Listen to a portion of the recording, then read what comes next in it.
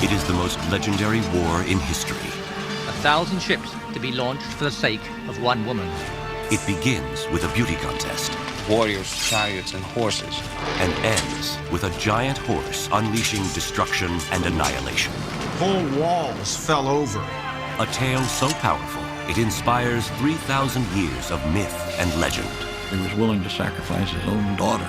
It is a story of armies divided. Deception, deceit. Stolen treasures. The decline, the catastrophe. An ancient world trade center. There were always enemies enough who wanted to have that place. And a war without end. It was a conflict between East and West.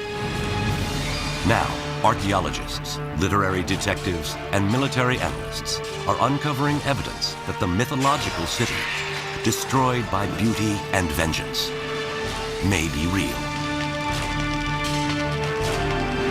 This is the true story of Troy.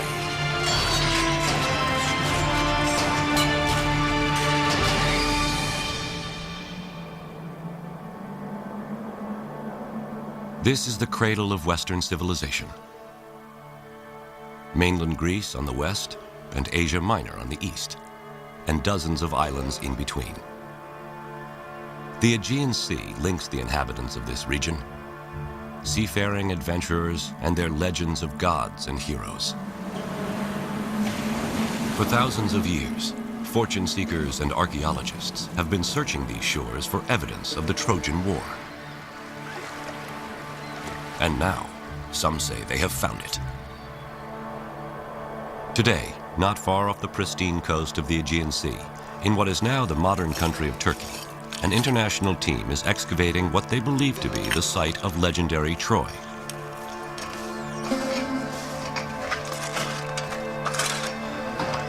They claim they are finding evidence of a 5-acre city, complete with palace, streets, and a vibrant downtown.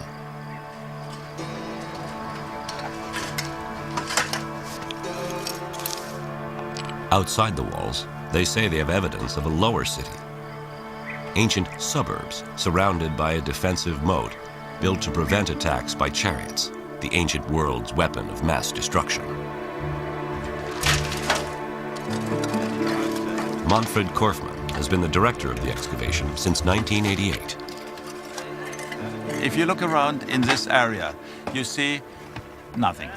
It's old fields, it's surface, but there was something in here. Here on this barren plain, Korfmann and his colleagues envision a fortified city that rivals ancient Athens. Dating to the late Bronze Age, the prehistoric time of the Trojan War. But, as in all things Trojan, there is a conflict raging. Some think Korfmann's finds are pure fantasy, as credible as the myth itself. Is this the site of ancient Troy? Did Troy actually exist? Why does its memory echo through time?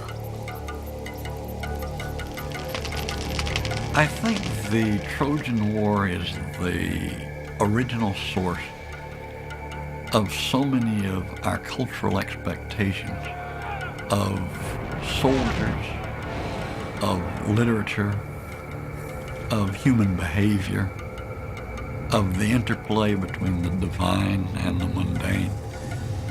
So much of our cultural tradition originates in the Trojan War that we continue to value it, even unconsciously, as a source of the archetypes upon which we model our behavior. History became a story, and story became myth, and myth is always elusive. So now we're trying, in a very strange way, to trace our steps backwards, which is not that easy. I mean, it's one thing to dress a history and make it story and then myth, and another thing to undress it. It takes much more pain, and it's more dangerous.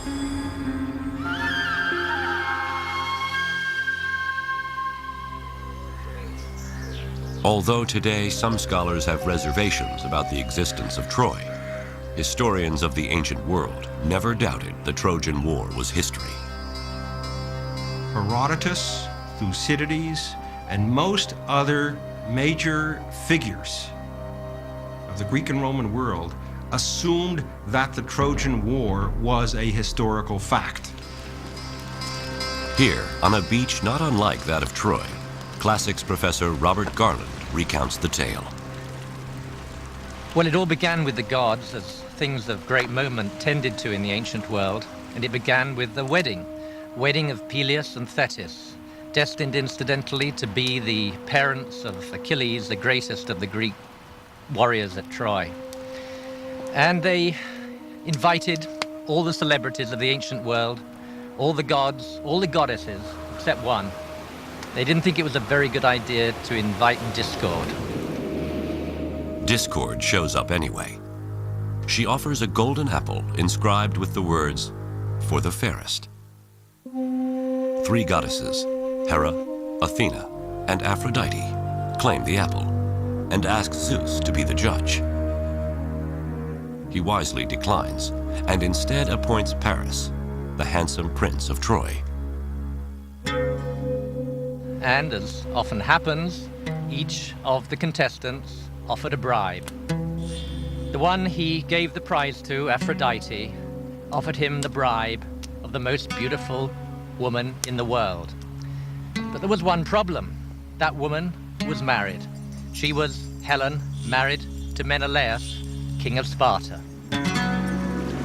Paris sails for Sparta under the guise of official Trojan business. When Menelaus, his host, was absent, he eloped with Helen back to Troy, and thus unleashed the fury that would become the Trojan War. Menelaus appealed to his brother Agamemnon, who was the overlord of the Greeks at that time. And Agamemnon summoned together all the Greek cities, all the kings, for a war of revenge to right the wrong that had been done to his brother. 1,000 ships assemble, but the gods cause the winds to cease. To appease the gods, Agamemnon must make the ultimate sacrifice, the ritual slaying of his own daughter. The winds blow, the fleet sails, and the war begins. The Greeks encamp around the walls of Troy, and for the next 10 long years, heroes are made and destroyed on the battlefield. Achilles, the celebrated Greek warrior, and Hector, the Trojan champion. As the war began to drag on in the 10th year, and it looked as if there was no end in sight, so the Greeks devised the ruse of the Trojan horse. The Greeks sailed off, and the Trojan horse was left outside the walls. The Trojans broke their walls down to let the horse enter, stuffed full as it was with Greek soldiers. And in the night, as the Trojans were celebrating, down came the Greeks out of the wooden horse, let in their companions, and proceeded to rape, pillage, and destroy.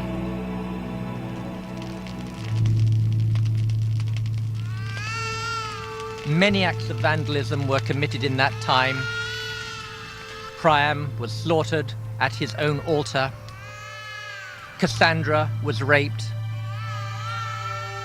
And the infant son of Hector was thrown from the walls of Troy, his brains dashed out. And even then, after Troy had been totally destroyed, the end was not in sight. As we know from the Odyssey, Odysseus was to wander for many years before he got home.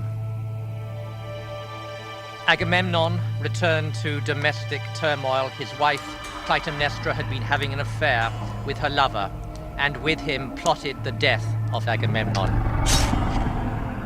So the homecoming of the Greeks was, for them, as devastating as was the destruction of Troy. How can such a fantastic story be true? The legend of Troy comes to us first from the oldest writings in Western civilization, the Iliad and the Odyssey. Their authorship credited to the poet Homer. But Homer isn't born until 5 centuries after the war is thought to have occurred, and he is believed to have been blind and illiterate. Homer is our earliest witness for the Trojan War, and yet the Trojan War took place perhaps as many as 500 years before Homer's date. So how reliable can he possibly be? How can we trust this blind man's tale of lust and infidelity, human sacrifice, rape, blood, war, destruction, and the ultimate deceit? Is Homer's story the true story of Troy?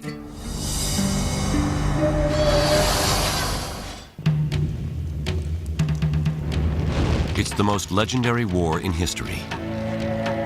The first great story of Western civilization. For years, scholars believed it was only myth. But now, off the coast of the Aegean Sea, archaeologists claim to have discovered the remains of the ancient fortress city, Troy. Is Troy and the Trojan War history or myth? How can our best witness, a blind, illiterate poet named Homer, be trusted? This is the true story of Troy.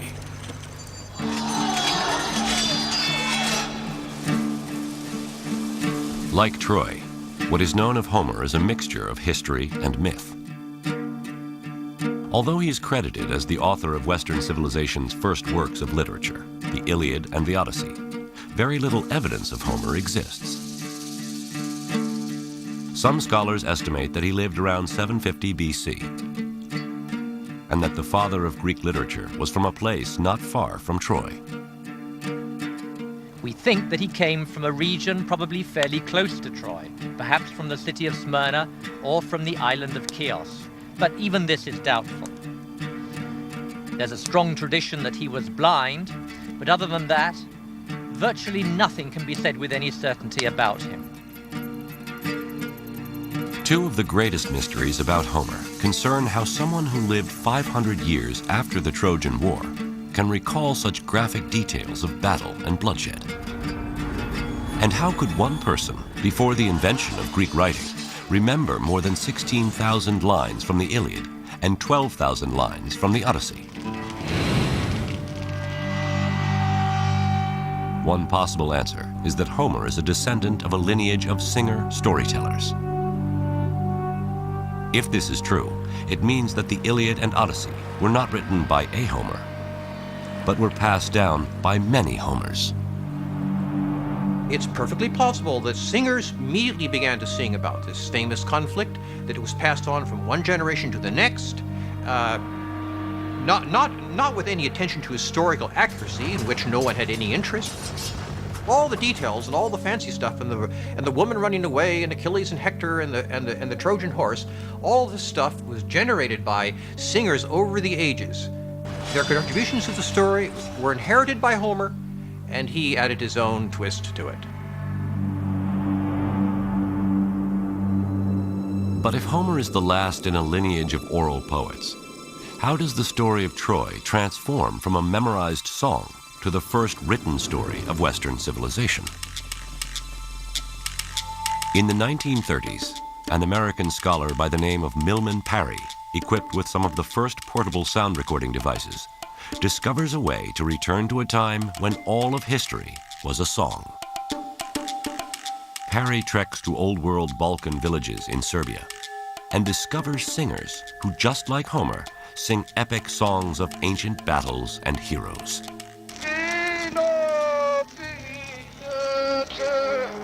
Parry made recordings on aluminum discs and on aluminum wire of these songs, and he also took down these songs by dictation.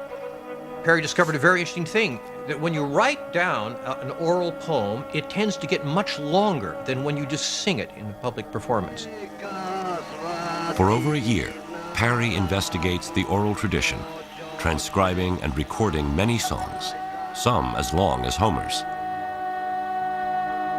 Parry finds that memory of historical events can be passed on for long periods of time and still remain accurate. The Serbian bards sing about the Battle of Kosovo, which had taken place in the 14th century. Amazingly, written accounts of heroes battling invaders confirm these 600-year-old songs to be true. Is it plausible, therefore, that there really was a Trojan War, and that at least the fact of the war was passed down through oral tradition for 400 years or so until 800 BC, when Homer's poems were finally taken down? My own opinion is that this is plausible. There must, in fact, have been a Trojan War. Otherwise, why would anybody have sung about it in the first place? Parry's work confirms that one person can not only memorize songs as long as the Iliad and Odyssey, but that the accounts can be historically true. For the first time, there is an understanding of how the story of Troy could survive 500 years until the time of Homer, and how Homer's greatness is born. Homer must have been a very famous singer in his day. He must have been like the Rolling Stones. He was a very famous entertainer of some kind. It's plausible that his greatness as a poet, which is proven by the Iliad and the Odyssey, by his brilliant poems that have survived, did inspire somebody to record these stories. Indeed, the very man who invented the technological means that made the recording possible, that is, the Greek alphabet. Before Homer, epic stories were memorized and sung. These oral tales were usually performed at the feasts of aristocrats and noblemen.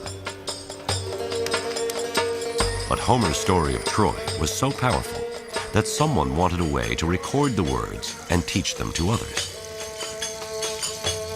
The problem was the Greeks had no system of writing. So one theory is that this someone, the first Greek scribe, adapts the Phoenician writing system, adds vowels, and invents the Greek alphabet to record the words of Homer. Here's an example based upon early epigraphic remains of what this text might have looked like. It begins on the right-hand side,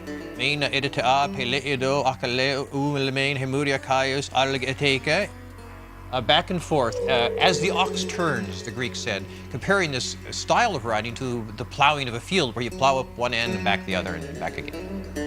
Now, with Homer singing to a scribe, these heroic stories of Troy, the first in Greek history to be written down, inspire a much greater audience. In my opinion, is because they were the first texts that ever existed in the Greek vocal alphabet. And as such, they were used from the very beginning as the basis for instruction about how to use this writing system. And they never stopped being that. So when you went to school in ancient Greece, you studied the text of Homer, right back to the day that the man who invented the alphabet first wrote them down. Homer's story of Troy becomes the tool by which language and literature are taught, the very foundation of Western civilization. For the next 3,000 years, his story of Troy will inspire the greatest Greek and Roman writers, Renaissance artists, Shakespeare, and even Hollywood films. But over the centuries, the true story of Troy is blurred by myth, and Troy the city, a ruin even at the time of Homer, is covered by the sands of time and lost.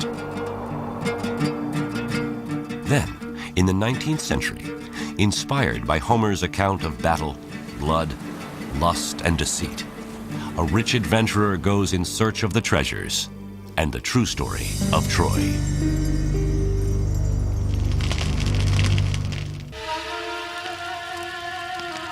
It is a Bronze Age clash of cultures, a battle over the most beautiful woman in the world. This tale of heroes, blood, lust, and deceit from a time before writing is sung for hundreds of years. Then the greatest of Greek singers, Homer, sings of Troy so powerfully he inspires the invention of the Greek alphabet. Homer's Iliad and Odyssey are the first written works of ancient Greece and become the foundation of Western civilization.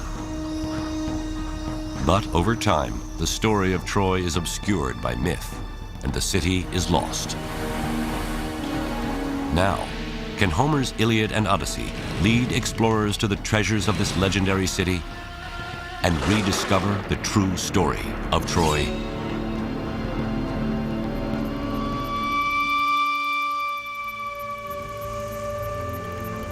July 6th, 1827. After centuries of Ottoman occupation, Greece wins its independence and emerges as a new nation. Europe is smitten with everything Greek, and Homer's Iliad and Odyssey ignite Trojan fever. With a pick in one hand and the Iliad in the other, a German-American self-made millionaire, Heinrich Schliemann, sets off to uncover Troy. Heinrich Schliemann is actually a fascinating man. He's a Wall Street tycoon of the 19th century. He made a great deal of money speculating in Russia and in the United States, including the gold rush in California. Having made a great deal of money and therefore being able to retire from his business pursuits, he at this point can go and pursue what he claimed was a lifelong fixation with Greece and particularly with the Trojan War. Heinrich Schliemann has a knack for finding gold. He is in California for the gold rush, makes millions in St. Petersburg under the Tsars. And in his search for profit and adventure, he dresses as a Bedouin, circumcises himself, and sneaks into Mecca.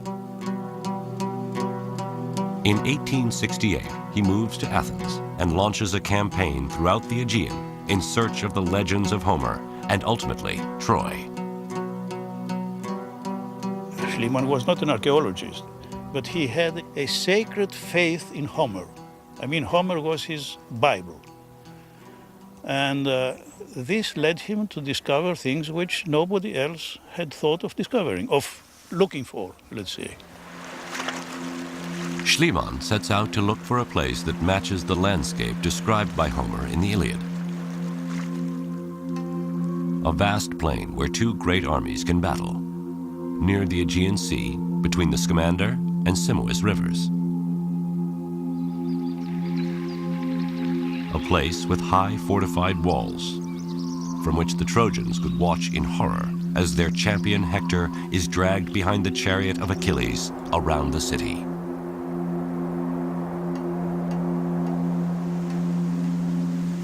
Elizabeth Reardon, architect for the excavations currently underway at Troy, retraces Schliemann's steps on the plains of modern Turkey.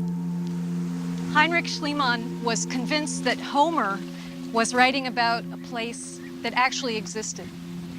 And he was also convinced that this place here, known as Hisarlik, was where he was going to find Troy.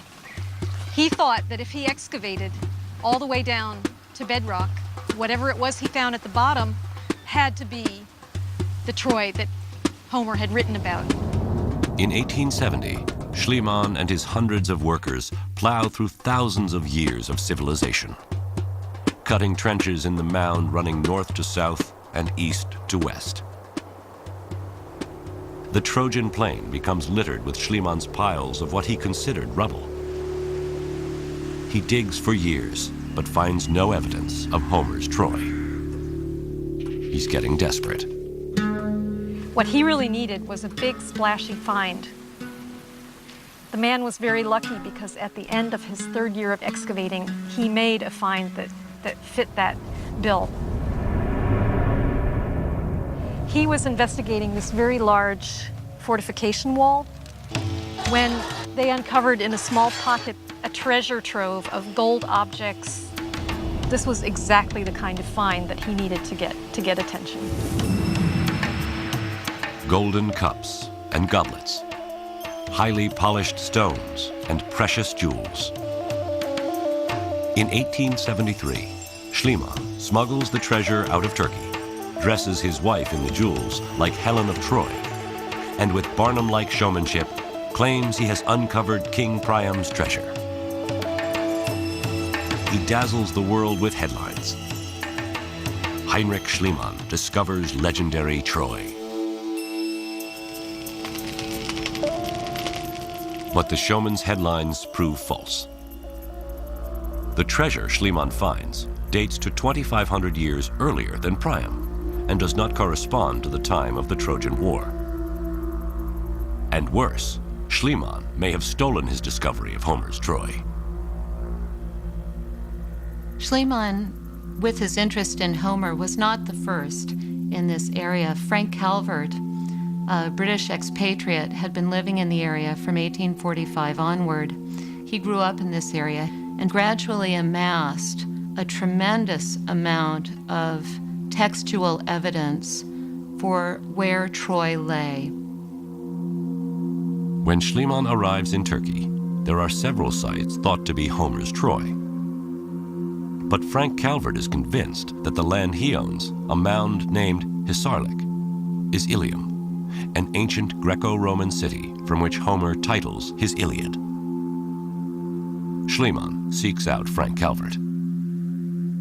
When Schliemann came to the Calvert house in August 1868, Calvert's house was full of artifacts and works of art that Calvert had excavated from Hisarlik, from Troy. Now, when they had dinner, Calvert told Schliemann all about his excavations, showed him what he had found, and Schliemann was clearly very impressed. Schliemann goes back to Athens, and without ever setting foot on the site, writes his first book on Troy. The problem is, he doesn't know the details. Calvert wrote Schliemann answers to Schliemann's many questions, one of which was, how high was the mound? Was it 20 meters or 100 meters high? The very fact that Schliemann would ask this question shows that he had absolutely no concept of the site itself. Though Calvert has been quietly digging by himself for years, Schliemann pours his vast wealth into a grand excavation with hundreds of workers and is anything but quiet.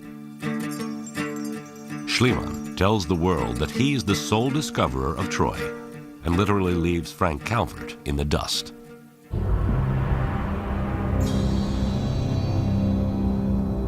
Despite false claims of Priam's treasure and accusations of stealing the site of Troy from Frank Calvert, Heinrich Schliemann convinces the world that Hisarlik is the site of Homer's Troy and that the Trojan War is real. Schliemann was somebody who dedicated his life, his fortune, and his activities to proving Homer true. And this has my respect. It's largely because of Schliemann that we're asking the question, was this war real? Today we still follow in that tradition in asking questions about the Trojan War. But even Heinrich Schliemann, perhaps the most devout believer in the Iliad as history, can't produce definitive proof of Homer's Troy. Somewhere in these ruins is the promise of finding some scrap of writing, some Trojan treasure to prove beyond doubt that the Trojan War and the story of Troy are real.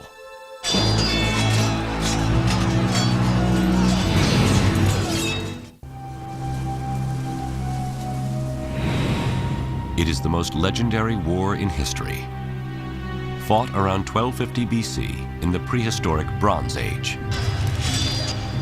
The tale of lust and battle is sung for 500 years, until Homer's story of Troy, the Iliad, inspires the invention of the Greek alphabet. Over the next 2,000 years, the legendary city is lost, until in the 1870s, Heinrich Schliemann, with pick in one hand and Iliad in the other, claims to discover the site of the Trojan War. But his showmanship and unscrupulous ways cast doubt on his claims. And worse, his excavations destroy so much of the site that it is condemned as an unreliable witness in the search for the true story of Troy.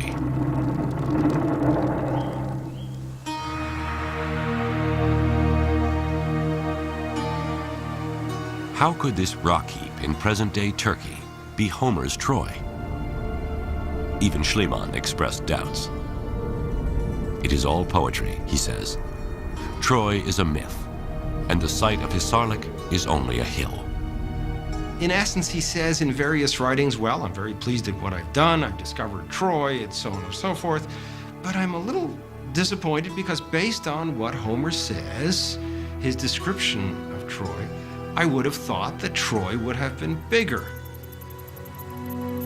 Where is the proof that Hisarlik is big enough to be Homer's Troy?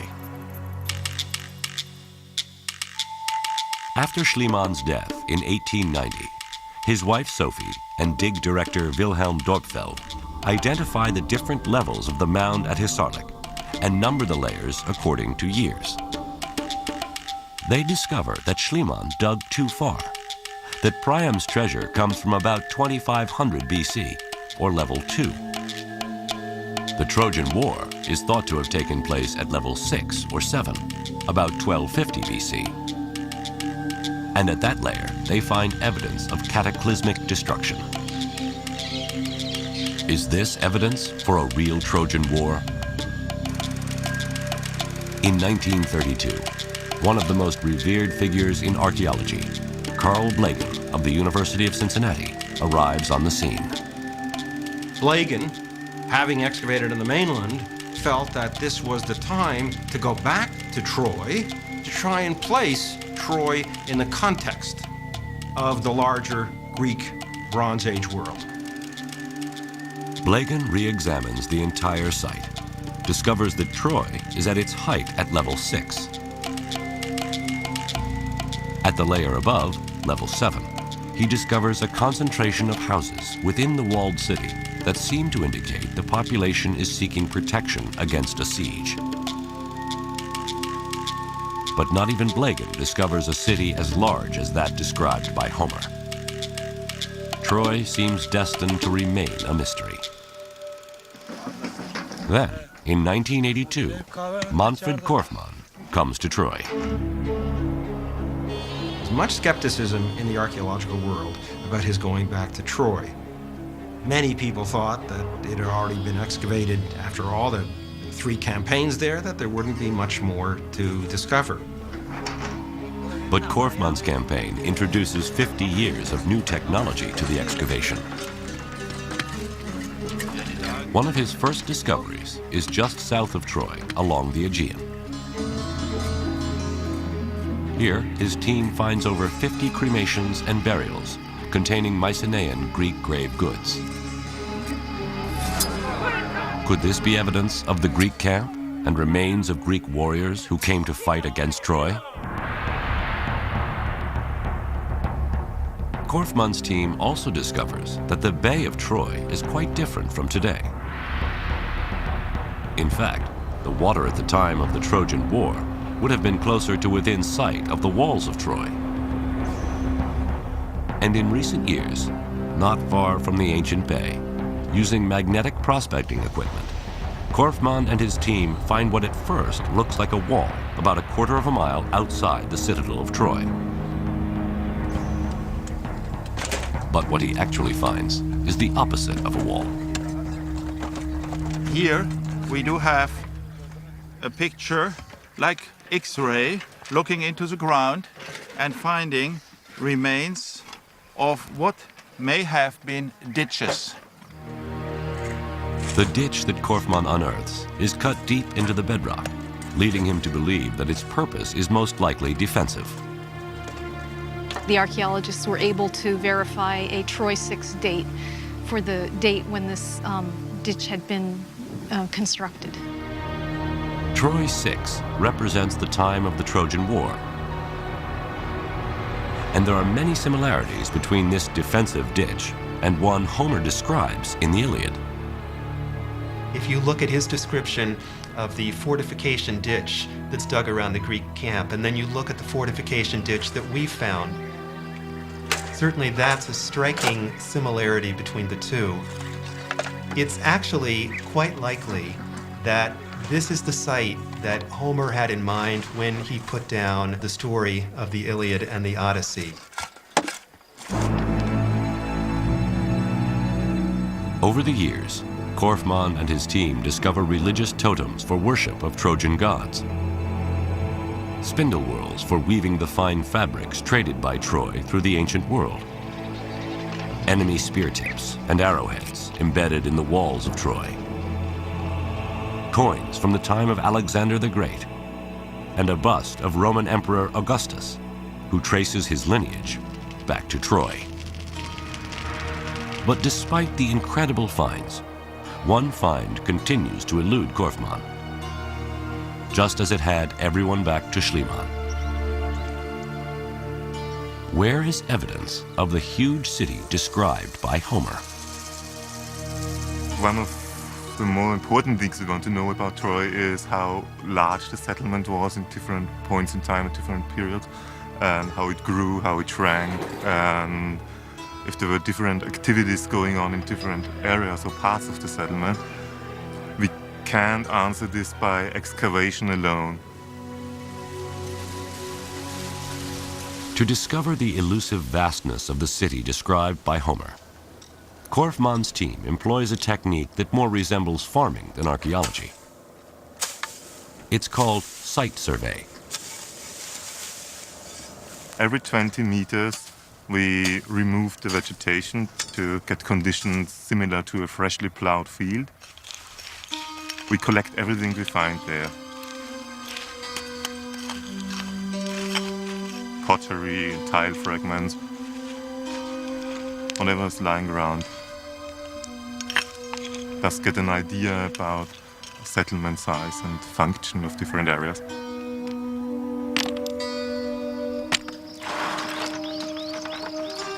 They bring their finds back to camp, where artifacts are washed, classified, and dated.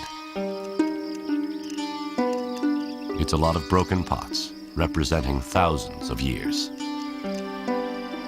This year we covered about 15 hectares, about 400 points, and we collected more than 100,000 items from that, about 2 tons of material. A significant quantity of the pottery shards are from the Bronze Age, particularly the time just before the Trojan War.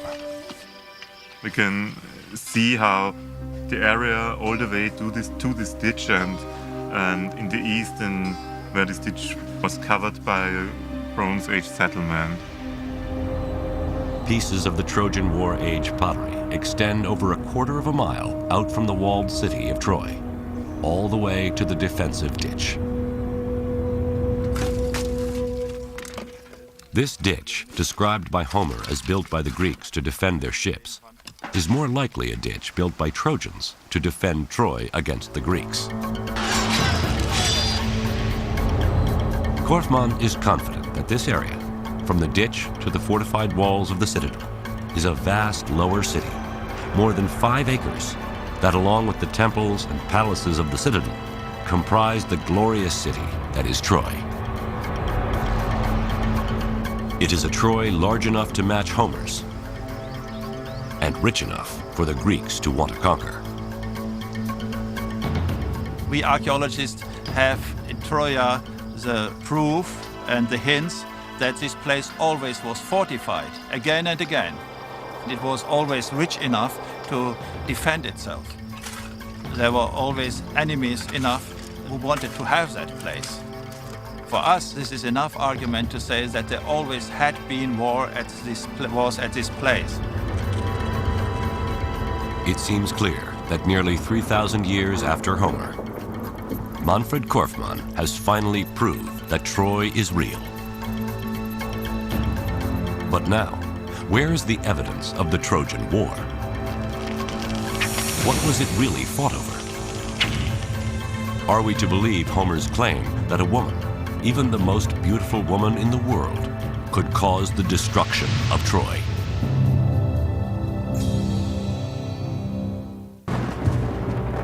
It is a Bronze Age clash of civilizations, fought around 1250 BC.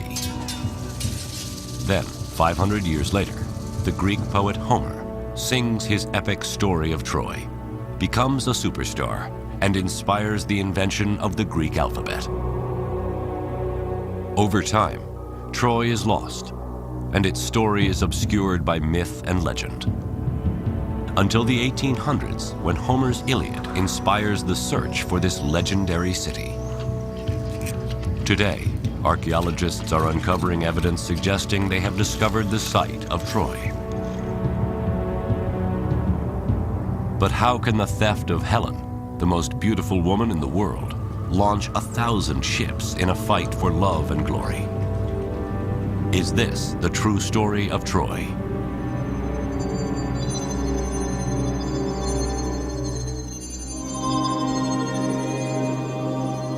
To the ancient Greeks, beauty is order. It is exemplified in the naked body, youthful and round, with tapered waist, high conical breasts, and curvaceous thighs. Surely Helen was all this. And her theft, an attack on world order, an act of war against the Greeks. But her abduction is also a personal affront against a very powerful ruler.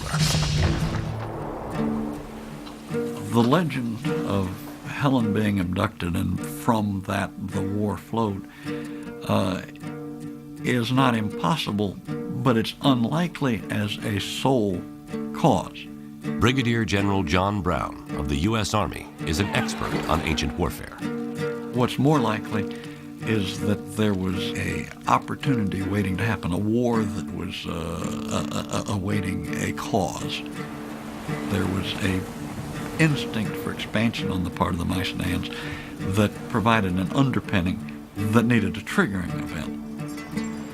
Helen being abducted would very readily have been a kind of a triggering event that could have galvanized the warriors of such an age into an effort to redeem their reputation and increase their glory. Homer tells us of a coalition of Mycenaean Greeks under the leadership of Agamemnon crossing the Aegean in 1,000 ships to make war on Troy sometime around 1250 BC. How does Homer's account stack up against modern military strategy? A quarrel over women who were stolen. Acting as military chief of staff to Agamemnon, General Brown assembles his staff. Troy is a heavily fortified. Intelligence, Stay clear of the operations, logistics, personnel. They gather to make war on the enemy, the Trojans. Gentlemen, we've been asked to do an operational analysis of the Trojan War to try to come to grips with the campaign imperatives that affected both the Mycenaeans, or Greeks, and the Trojans in the course of the first order of business is what's at stake. The control of the seaborne trade route critical to the commercial economy of the ancient world.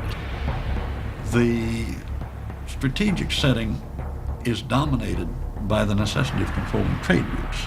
One I'd like to call your attention to in particular, and the one that affects our story, is the one running from the Black Sea through the Bosphorus, the Sea of Marmara, and out the Dardanelles. That's precisely the location of Troy. Troy's location gives it control of the trade route from east to west, access not only to the breadbasket of Western Asia, but also treasures of gold, spices, and luxury goods. A shipwreck discovered off the coast of Turkey in 1984, dating from the time of the Trojan War, is testimony to the riches at stake.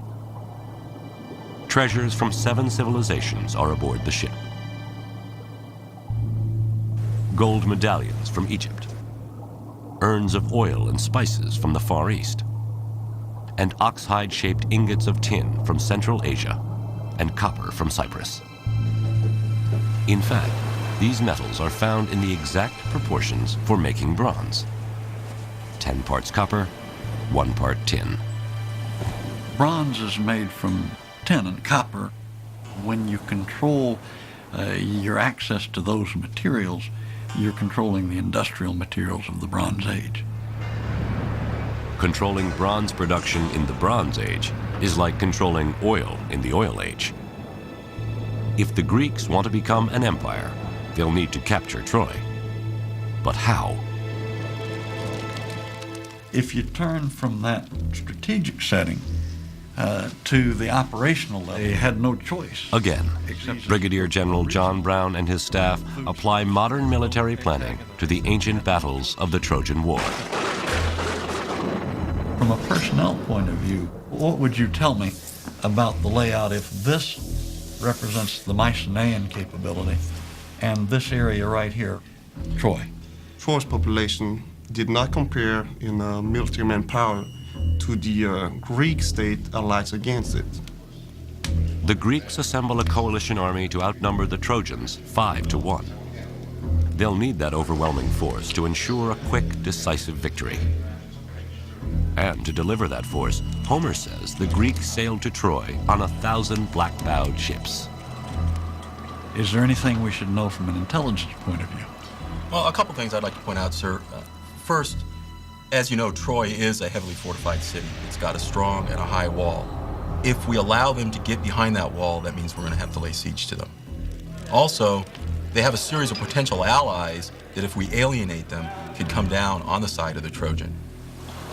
Well, given that intelligence backdrop, what do you think the operation should look like?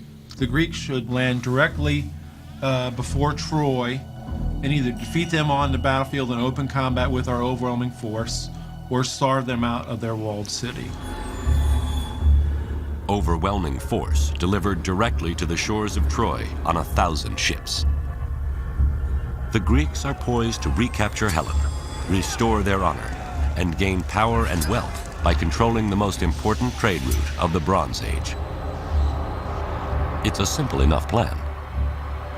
One last logistical consideration: how to feed 1,000 ships full of warriors.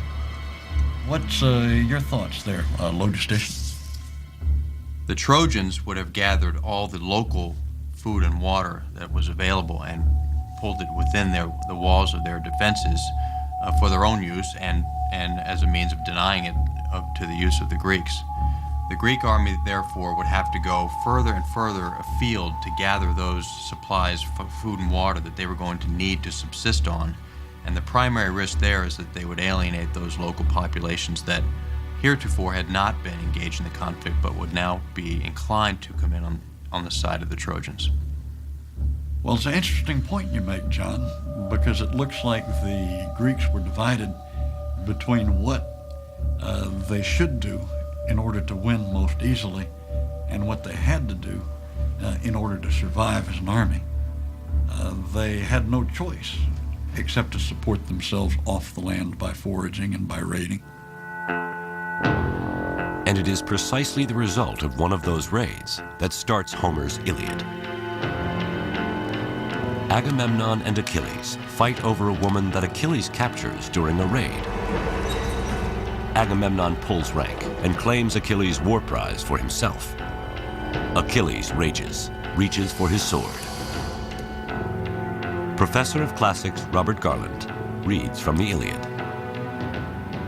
Someday, I swear, a yearning for Achilles will strike Greece's sons and all your armies.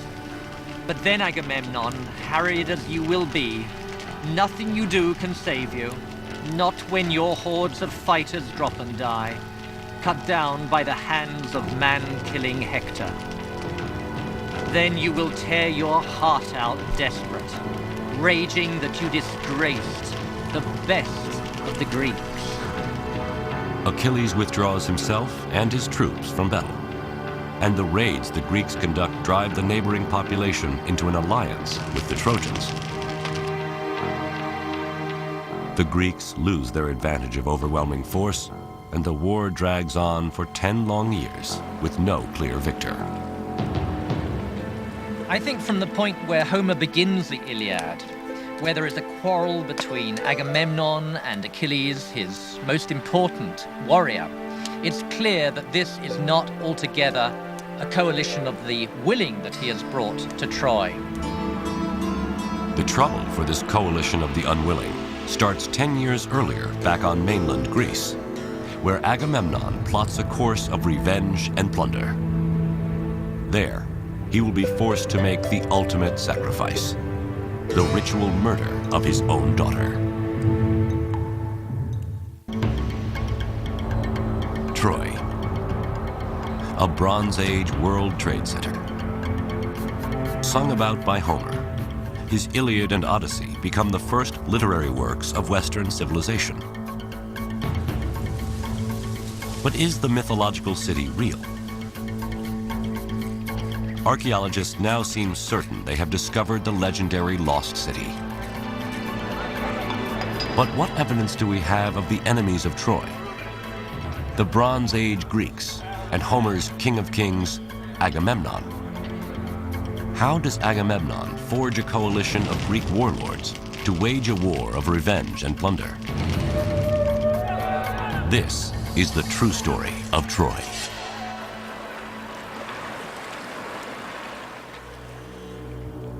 West of Troy, across the Greek islands dotting the Aegean, lies mainland Greece. Athens, Sparta, Pylos, Olympus, and at their center, the largest and richest of the Bronze Age principalities, Mycenae. Hidden in these ruins is evidence of their wealth and power. Spiros Iacovides is the godfather of Mycenaean archaeology and director of excavations. I have been working here since '58, which means for 40 odd years. And I have come to love the place. Mycenaean civilization was a time of very active interconnections. People had to come through Mycenae or through the area of Mycenae wherever they wanted to go. Just the sight of this fortress sends a message of power to friend and foe alike. The city's walls rise 40 feet high and span 25 feet wide. Today, Christofilis Magidis, Assistant Director of Excavations, approaches the main entrance, a 20-ton stone carving called the Lion Gate, which dates to the time of the Trojan War. The main element here is the lion relief on top of the gate in the relieving triangle. Here we have an amalgam of political statements and religious allusions. The column represents the house of the king, and the lions, his power and protectors. It is a massive display of the king's divine right to rule.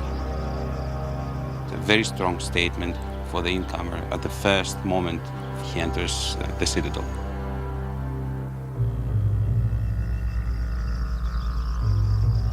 Just inside the Lion Gate, here in 1876, Heinrich Schliemann uncovers one of the richest finds in archaeological history, including a magnificent golden death mask. In his showman-like way, he proclaims, "I have gazed upon the face of Agamemnon."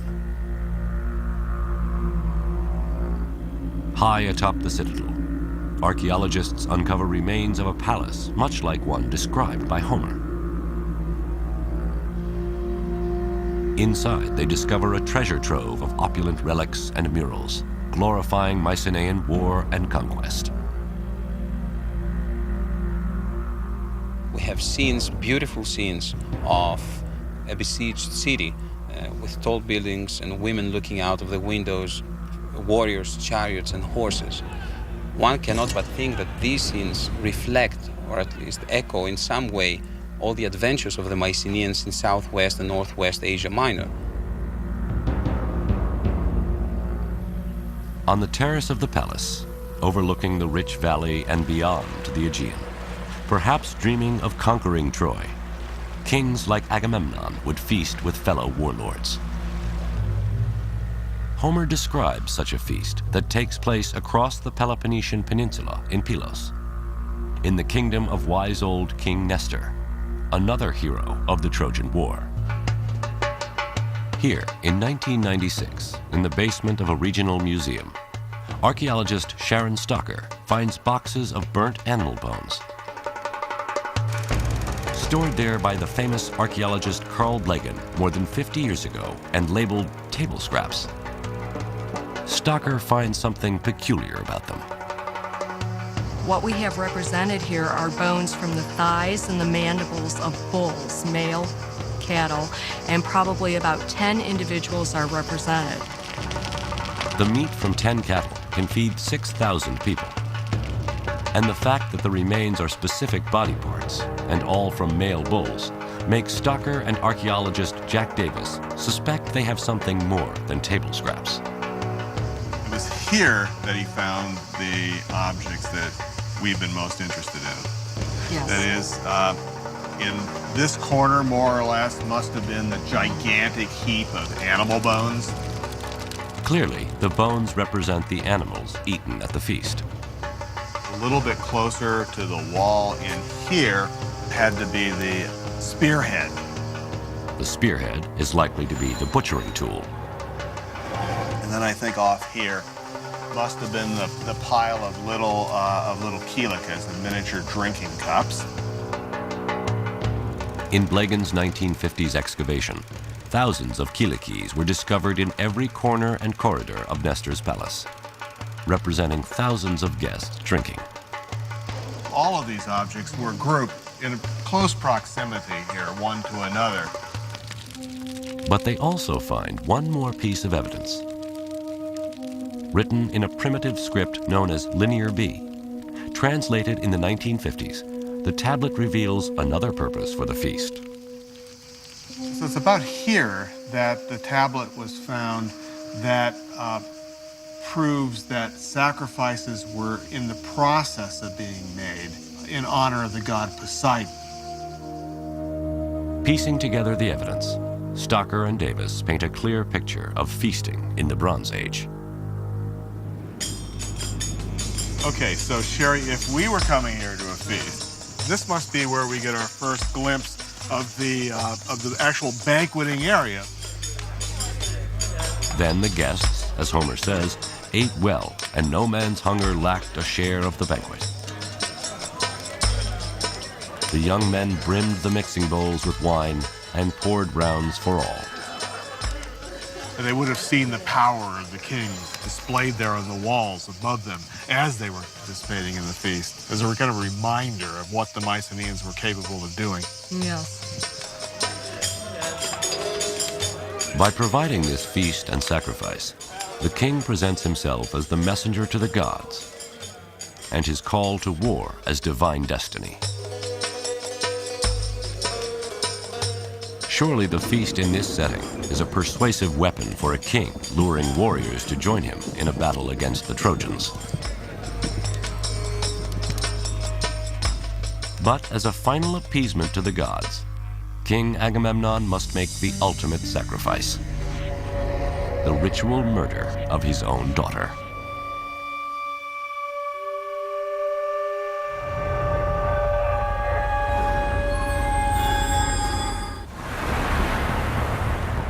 Helen, Queen of Sparta, is abducted by Paris, Prince of Troy. A personal attack on family honor escalates to an international crisis.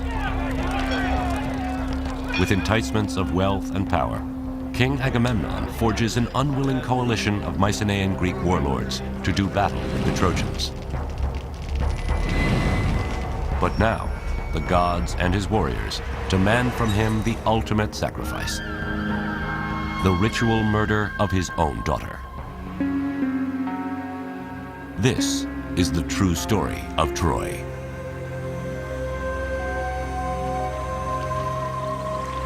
At perhaps the most disturbing intersection of mythology and history lies the practice of human sacrifice.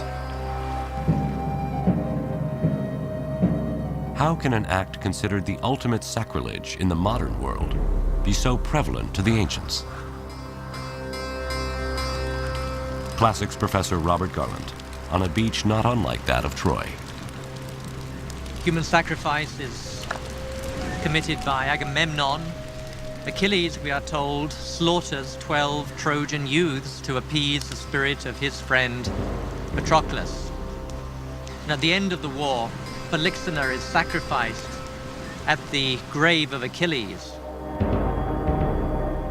Although these incidents of human sacrifice exist in the mythological realm, there is also historical evidence of human sacrifice.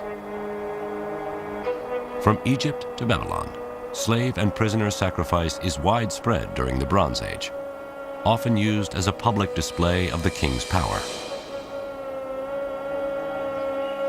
But could the Greeks, founders of Western civilization, also have practiced human sacrifice? There seems to be some archaeological record of human sacrifice. I'm just going to mention certain chamber tombs here in the area of Mycenae, where we have found bodies of slaves, one on top of the other. They were probably slaughtered when their master died, or prisoners of war, and so on and so forth. To them, it was not probably a human sacrifice. What we consider human sacrifice is not the same thing with what they consider human sacrifice. A slave or a prisoner of war is an object, is not a human being. Interestingly, although human sacrifice is prevalent in the mythology of Greece and the Trojan War, Homer never mentions it in the Iliad. It's a few hundred years after Homer when some of the greatest Greek playwrights incorporate human sacrifice into their stories of the Trojan War.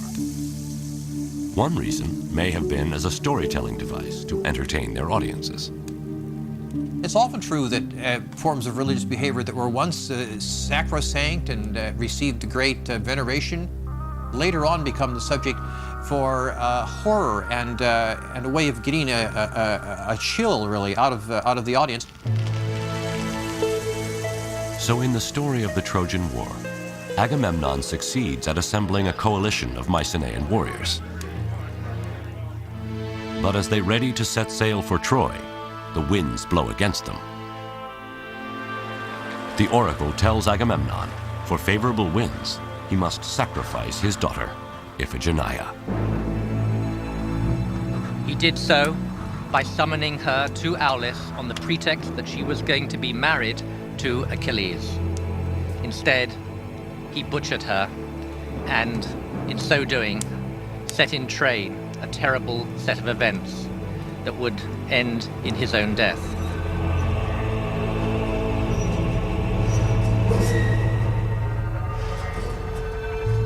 To the Greeks, this was a powerful message, whether real or mythological.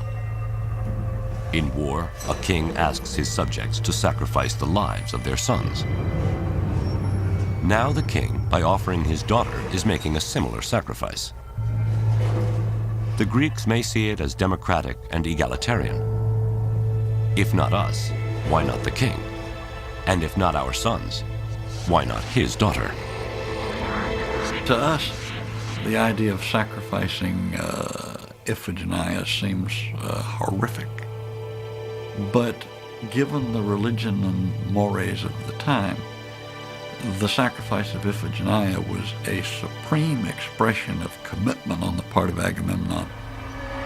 He was so committed to the success of this enterprise that he was willing to sacrifice his own daughter.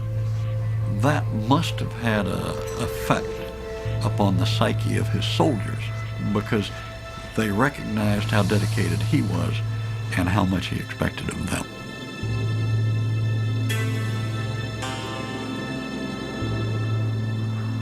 Thus, the first blood spilled in the Trojan War is that of a child.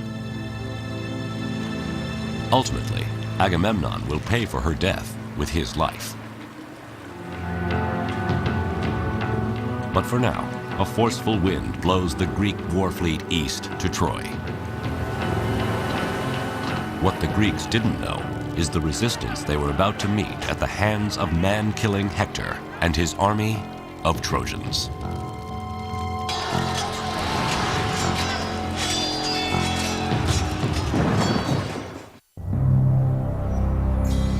To forge a coalition of Mycenaean warriors and satisfy the gods, Agamemnon makes the ultimate sacrifice, the ritual murder of his own daughter. In 1,000 ships, the Greeks sail east to Troy with dreams of wealth and honor.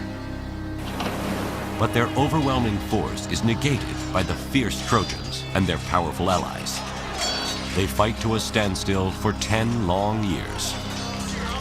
Now, powerful egos and dissension in the Greek ranks threaten to destroy the coalition from within.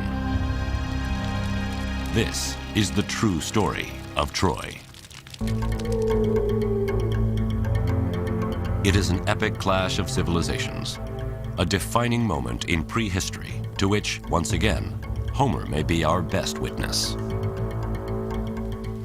In the 16,000 lines or so of Homer's Iliad, he explores all the major questions which we still grapple with as we make war today and consider the questions around warfare. The justification for a major military exercise, the accountability, the quality of military leadership, the nature of courage and cowardice on the battlefield, and indeed what happens to victors and defeated alike in the face of day-to-day brutality. And yet, in his Iliad, Homer doesn't chronicle the entire 10 years of battle. He focuses on just 4 days of the war's 10th and final year. He brings us, I think, to the very heart of what human conflict is all about. Some of his most memorable descriptions are of men dying. The 240 deaths that occur in the Iliad, all are different. Homer must have seen action at first hand. He must surely have gone over the battlefield at Troy and tried in his own imagination to recreate how this battle took place. We see warfare from so many different angles, and we see it up close and personal from Homer. Warriors face off on the battlefield, calling out names and insults. Soldiers thrust spears through enemy eyes, swinging swords, hacking off limbs. Homer says black blood stains the battlefield. His name defines this brutal age of warfare, known as the heroic or Homeric era. This was very much an individual contest for personal glory. And there was believed to be a glory in the nature of your opponents and in the extent of your success over them. It's a bit more tribal. The nature of your military reputation depends upon who you individually fight and how well you do against them. Homer describes many duels, but one he portrays as the ultimate duel, the one to end 10 years of war. Menelaus, the offended husband of Helen, is challenged by Paris, Helen's Trojan lover. If Paris kills Menelaus, Helen stays in Troy and the Greeks withdraw defeated. If Menelaus kills Paris, he reclaims Helen, takes a king's ransom of gold from Troy, and Greek honor is restored. The two armies sit down and the duel takes place.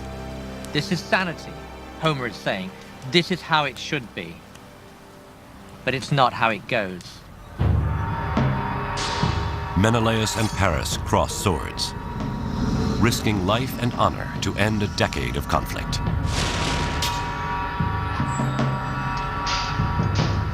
Menelaus overpowers Paris, readies a death blow. Then Homer rescues Paris with a stroke of divine intervention. The goddess of love, Aphrodite, whisks Paris off the battlefield into the arms of Helen. The duel ends unfulfilled. The truce erupts in war. This war, in a certain sense, had to be. More forces had been unleashed than could now be contained.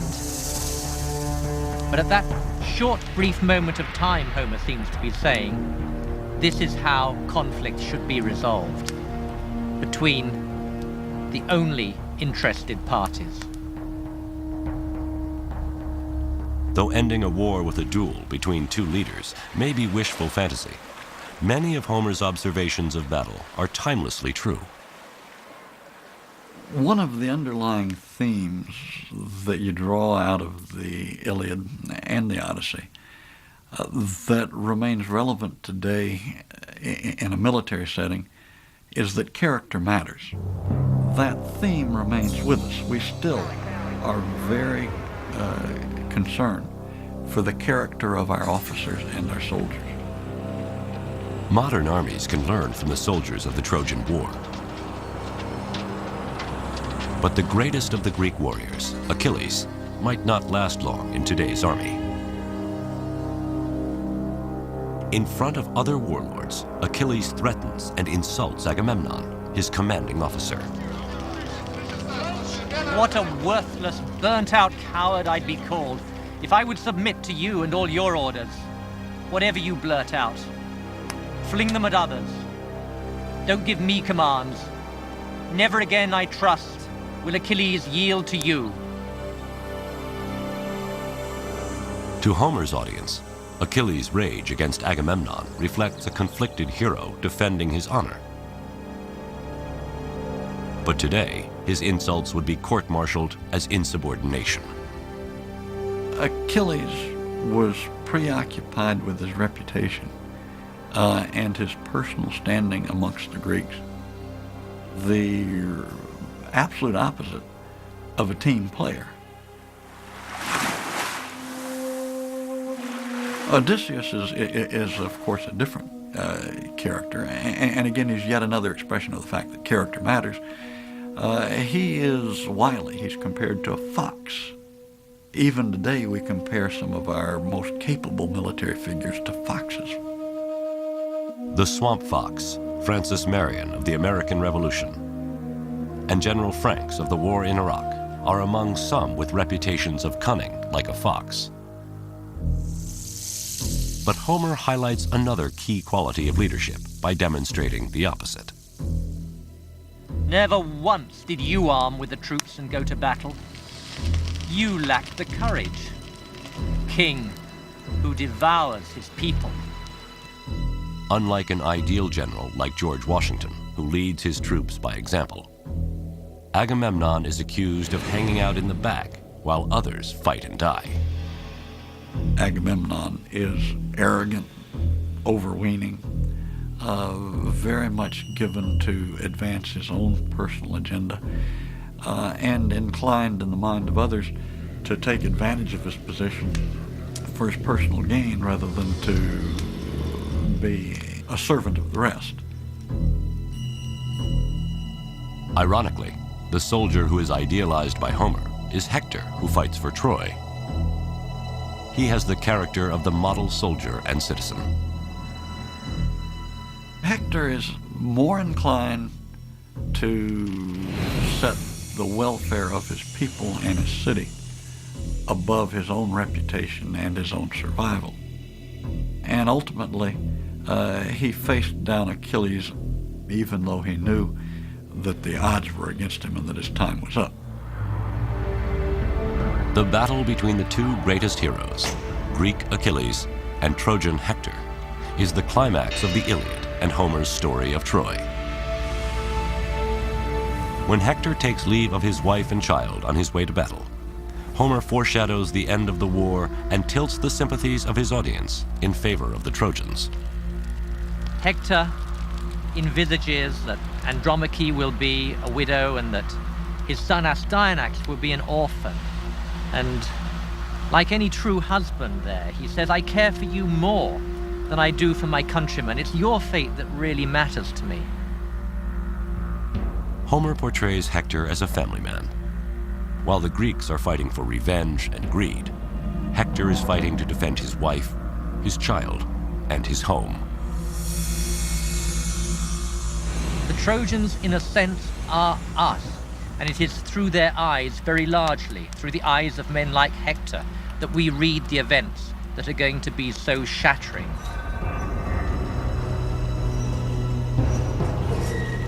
Hector sees Achilles charging like a stallion. Achilles closes, helmet flashing, throws his spear and misses. Hector hurls his spear, striking Achilles' shield dead center, and glances off. Hector draws his sword and charges, but Achilles has a second spear and drives it clean through Hector's neck. Hector falls to the dust and gasps, pleading with Achilles to return his dead body to Troy. But Achilles promises to feed his body to the dogs, lashes his corpse to his chariot, whips his horses to run around the walls of Troy, and as Homer says, defiles Hector's body in the land of his own fathers.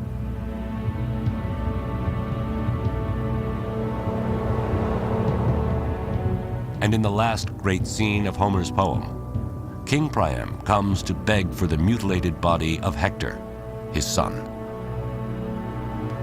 King Priam comes and he grasps the man-slaying hands of Achilles, and like a suppliant, he appeals to Achilles' compassion.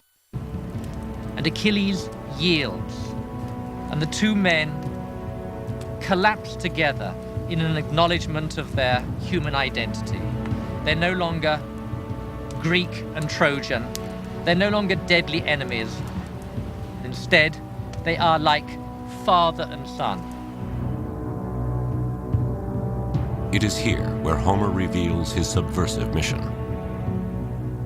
He ends what is perhaps the world's greatest war story with an anti-war message. We are all human. We are all fathers and sons. We all have attachments that go way beyond our national identity. We are human beings, first and foremost. A truce is declared for the cremation of Hector's body. Funeral laments are sung. The flames from the fire consume his corpse, and looming are the walls of Troy. Homer does not elect for a Hollywood ending. He elects for an ending which reminds us that more slaughter is to follow. Homer is saying to us, his audience, in a way, you are not to be trusted. More havoc will surely follow. More brutality, more carnage, and ultimately, too, the destruction of Troy. Although this completes Homer's story, the true story of Troy does not end here. Suddenly, the Greeks are gone, and a wooden horse stands outside the gates of Troy.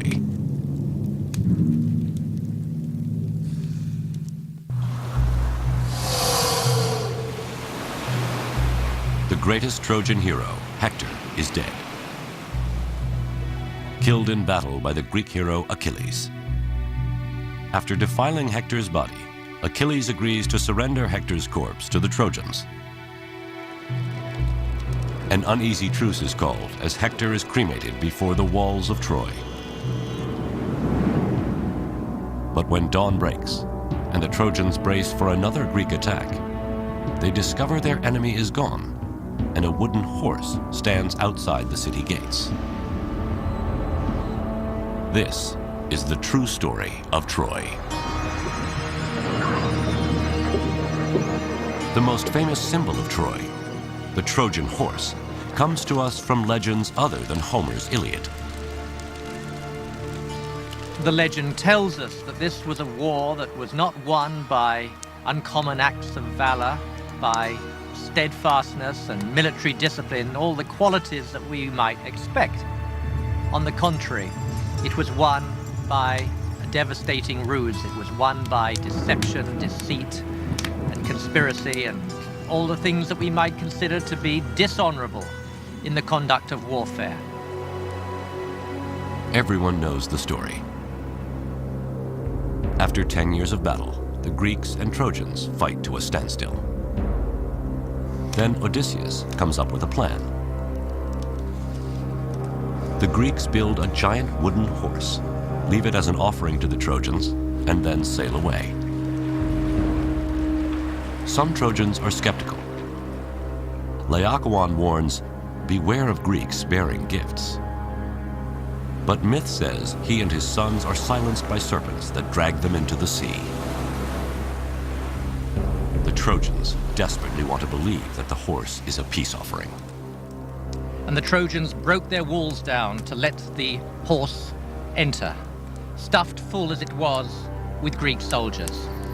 And in the night, as the Trojans were celebrating the departure of the Greeks, down came the Greeks out of the wooden horse, let in their companions, and proceeded to rape, pillage, and destroy. By hiding in the belly of the wooden horse and tricking the Trojans into lowering their guard, the Greeks finally penetrate the massive walls of Troy. All of Hector's fears, why he was willing to risk his life to defend his homeland, are about to become true. Priam was slaughtered at his own altar.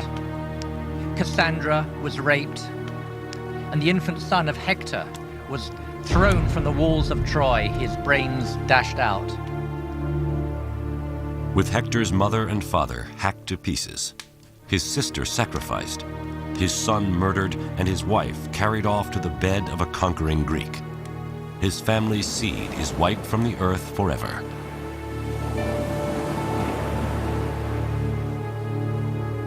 For the Greeks, this hard-earned victory means honor restored, the riches of Troy, and Helen. But although there is plenty of archaeological evidence of Troy being destroyed, how could the legend of the Trojan horse be true? The Trojan horse has become something of a metaphor for trickery, you know, for being able to outwit your opponent, for having something that is so carefully contrived of an artifice that you're given an overwhelming advantage. The idea that the Greeks would have in fact built a large wooden horse, hidden inside it, and had it dragged inside of Troy is certainly possible, but it kind of strains your credulity a little bit that someone really could have pulled that off. My inclination is to see in the Trojan horse some kind of a representation, vaguely remembered, of siege equipment, the weaponry that can be brought up against walls to either bring them down or to somehow neutralize them. Hittites and Assyrians possessed siege technology. It's possible this Bronze Age weapon of mass destruction could have inspired the legend of the Trojan horse. But whether history or myth, the Trojan horse came to symbolize a war won by trickery and deception.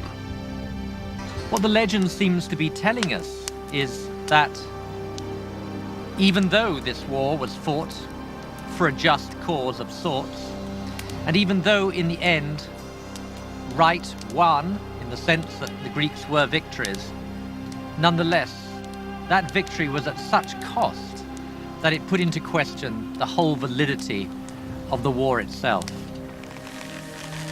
Achilles meets his death, struck in his heel by an arrow from the bow of Paris. Odysseus is doomed to wander for another 10 long years before he gets home. Menelaus readies to kill Helen, his unfaithful wife, but when he sees her naked beauty, drops his sword. They too take 10 years to find their way back to Sparta. And as for Agamemnon, on his first night home in Mycenae, Clytemnestra, his queen, having never forgiven her husband for the sacrifice of their daughter, assassinates him in his victory bath. So the homecoming of the Greeks was for them as devastating as was the destruction of Troy.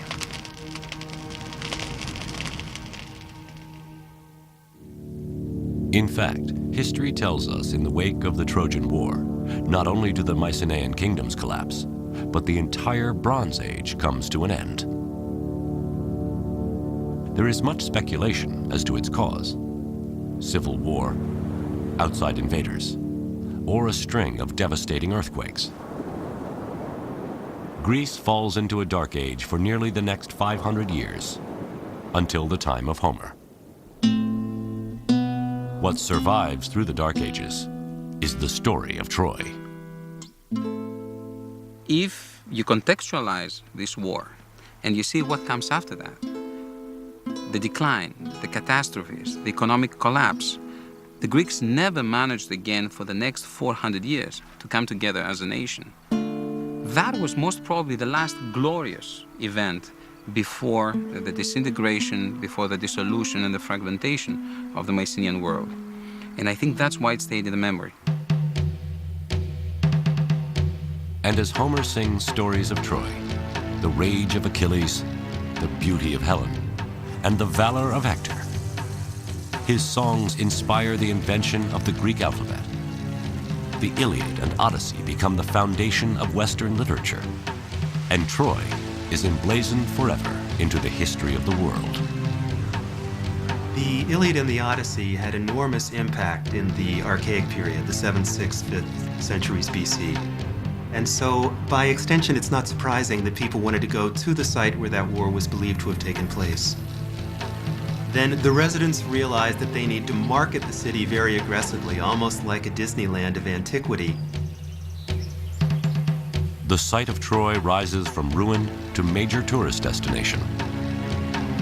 Ancient burial mounds are turned into monuments to Greek and Trojan heroes. Temples and theaters are built to their gods. And maidens reenact scenes from the fall of Troy. They would sing sections of the Iliad and the Odyssey in the agora, in the marketplace of the city, right in front of the old Bronze Age fortification walls. As the city is rebuilt, history and myth become one, and Troy becomes a war prize in a worldwide conflict. The Trojan War, among other things, resonates because, from the perspective of many people, in antiquity down to the present time, it was a conflict between East and West. In a way, it's the beginning of the combative stances of both sides. It's us against them. Now, the tourist destination of Troy attracts more than just tourists. First, Persian King Xerxes stops at the site in 480 BC on his way to sack Greece, claiming to avenge his Trojan ancestors. Then in 334 BC, Alexander the Great stops at Troy to pay homage to Achilles on his way to Persia. He goes to the Temple of Athena, where he saw a range of armaments associated with the Trojan War. And he looked at the armor that was presented there, chose one set of armor to wear himself in his battle against the Persians. I like to think that it would be that of Achilles, although we don't know that for certain, and then goes off to fight the Persians wearing Trojan War armor. Alexander the Great conquers Persia, avenging Greece and reclaiming Troy as part of the Western world. Just as Alexander links himself to the Greek hero Achilles, Julius Caesar claims lineage to the Trojan hero Aeneas. And Rome adopts Troy as its mother city. But the Romans embrace more than a mythological connection to Troy. They also model their ideal soldier on that of Trojan hero Hector. The Romans would say that the ideal soldier was disciplined, was a team player, was willing to sacrifice himself for the welfare of others, was willing to efface his personal glory for the good of the whole. The military success of the Roman legions is a tribute to the legacy of the Trojans.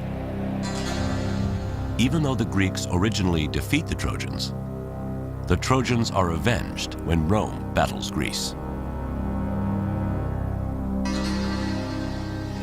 It's ironic that the Trojan refugees led by Aeneas are purported to have been the ancestors of the Romans, and the Romans in turn conquered the Greeks. And so it's as if history came full circle. The Trojans were conquered and then became the conquerors. Troy and its stories are the oldest uninterrupted memories of our world. Troy is beauty, language, power, sacrifice, vanity, honor, deceit, and war. From literature to archaeology, history to mythology, Homer to Hollywood, we believe so strongly in Troy that the question of whether it is real or not hardly seems to matter. The search for the true story of Troy will live forever.